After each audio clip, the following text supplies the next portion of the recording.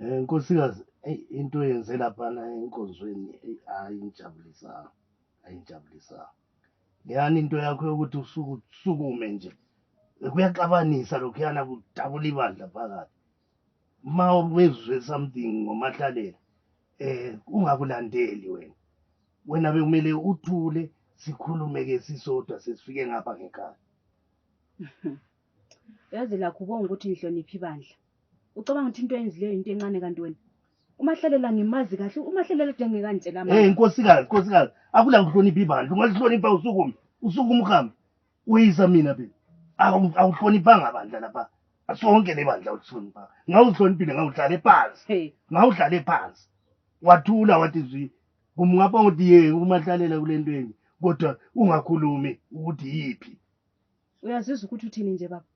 Uyazizwa ukuthi uthini?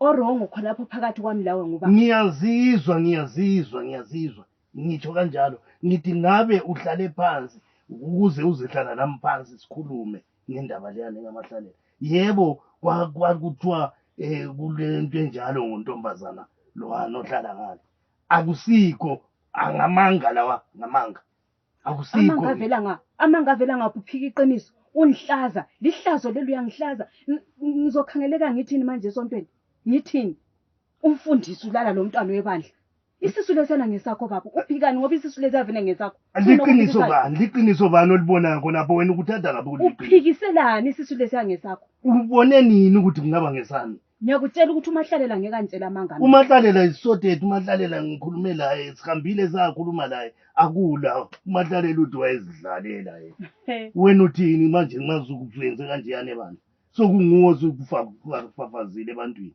usublema mina icala selikimi manje selingelakho ngoba nguwe okwenzileyo kwabonakala laphayana uMahlalela isothethe uMahlalela isothethe wathi uzobotshwa wena akula kubotshwa uzobotshelwa khonokho angeke ngize ngibotshwe lutho uMahlalela useyivumile ukuthi yena wayezidlalela akulanto enjalo and nami akulanto enjalo ngoba angizange ngingalala lo mntwana wenkonzweni mina mfundisi